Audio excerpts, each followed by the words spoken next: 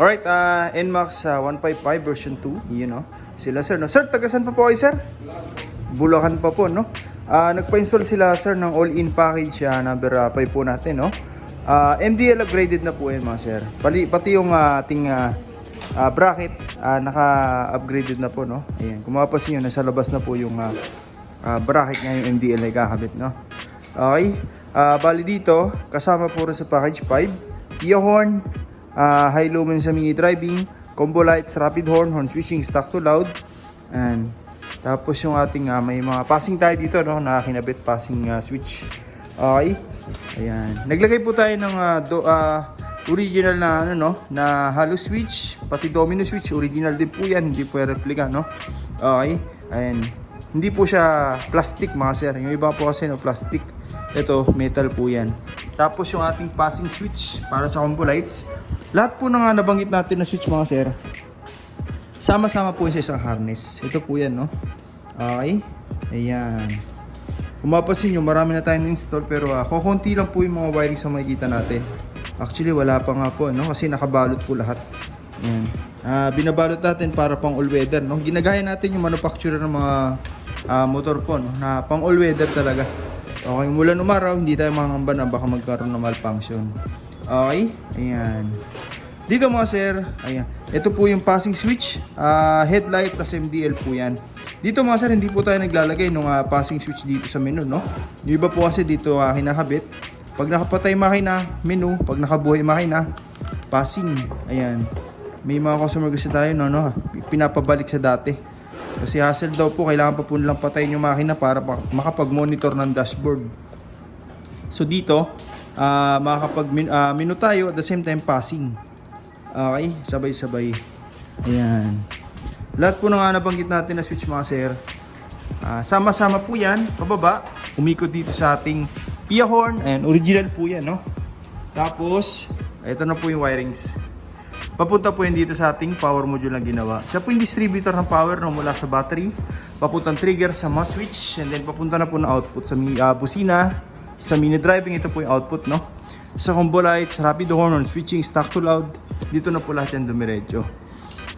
Then so po yan, ano, made in Japan, kaya matibay talaga. Marami na tayong customer na ito pong gamit, no? Hanggang ngayon mga sir, all goods pa rin, no? Ang kagandahan po rito sa wirings natin, pang matagalan po yan. Just in case magpapalit tayo ng mga parts, katulad ng busina, MDL, salpak-salpak na lang po. Itong ginawa nating wirings, pang matagalan na po yan dyan, no need na pong i-rewire. May passing pa rin, may combo, may horn passing, kompleto pa rin po sa features. Ang papalitan na lang ito mga parts. In the future lang po, no? Just in case magpalit, maisipan natin magpapalit ng ibang brand. Applicable po yan dito sa ating power module. Denso po yan mga sir, sure na matibay po, made in Japan, no? Ayan. Lahat po ng wiring sa atin pang automotive, tapos nakahinang lahat. Pure copper po yan mga sir, Hindi po yan yung mga wirings na low grade na nagpupulbos over time, no? Ayan. Okay. Kung kumapasin nyo, wala tayong makikita mga excess wirings dito, no? Malinis po yan. Okay. Ngayon ikakabit na lang natin yung mga pairings, tapos testing na natin, no? Okay. Ngayon mga sir, natapos na po natin yung motor ni Pops, no? NMAX 155 version 2. Yun, no? Sir, tagasan po kayo sir? Bulacan pa po, no? Ayan. Bali dito, nagpa-install po sila Pops ng all-in package number 5, no? Pero MDL upgraded na po yan. Ito po yung special MDL natin na high lumens po, no? Sir, paupa ko na MDL, no? Ayan. Okay, daig pa po niyan yung mga 100 watts na ibang brand mga sir. Subok na po natin yan. Naka heavy duty bracket na po yan. Ayan, may tukod po dito sa ilalim, no? Para hindi po siya malog. Okay, ayan. Testing natin, no? Tsaka Pia horn pala mga sir na may naglagay na tayo, no? Combo lights, rapid horn, horn switching, stock to loud. Ayan. Okay sir, passing light ako dyan. Yun, no? Sa passing light mga sir, kung mapapansin nyo, hindi lang po mini driving umiilaw, no? Sumasabay po dito yung headlight. Okay? Ang maganda pa rito, pwede pa rin tayo mag-hilo ng headlight lang. Pwede rin tayo mag-hilo ng MDL lang. Pero pag nag-passing, automatic sabay po yan. Iyan po hindi pero ang gawa natin sa iba mga sir, no? Usually pag nag-passing, MDL lang po yung umiilaw. Pero dito, sabay po ang headlight. Okay? Ang purpose natin dyan mga sir, kaya pinagsabay natin, no? Para yung kaysa nag-high tayo ng MDL, usually pag sa iba po wala ng passing to, no? Dito may headlight pa rin po magpapassing. For example, headlight naman yung naka-high, meron namang MDL na papalit for passing. Ayan, pag naka-on naman po lahat, automatic may passing pa rin. Hindi tayo mawala ng passing light. Naka-on man o naka-off, may passing po yan. Yan po yung maganda setup natin mga sir. Pa-stock horn sir.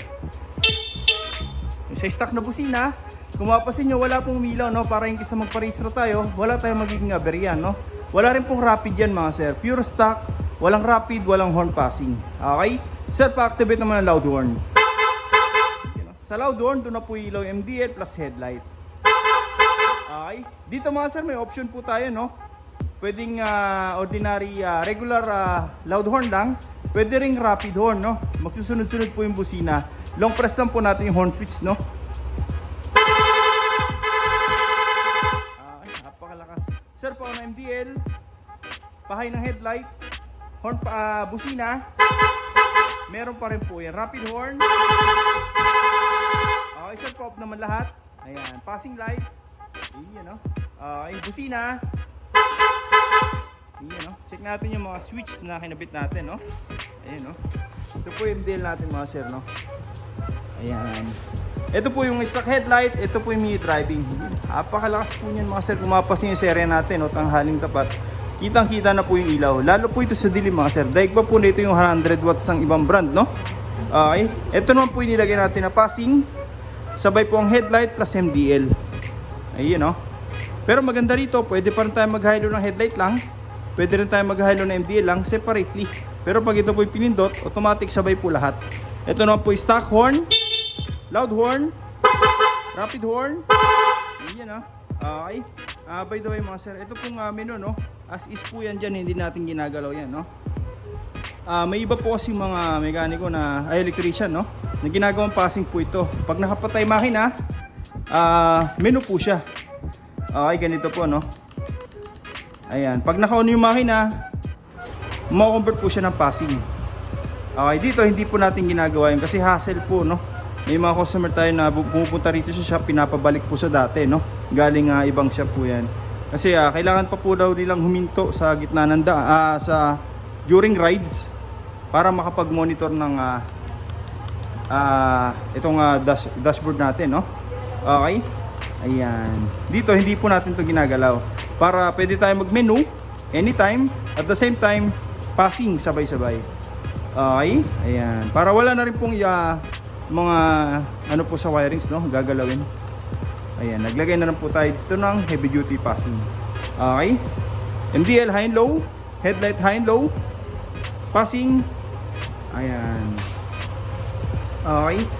Sa mga gusto pong pagawa, no, punta lang po kayo dito sa shop. First come, first serve po tayo. Maraming salamat po.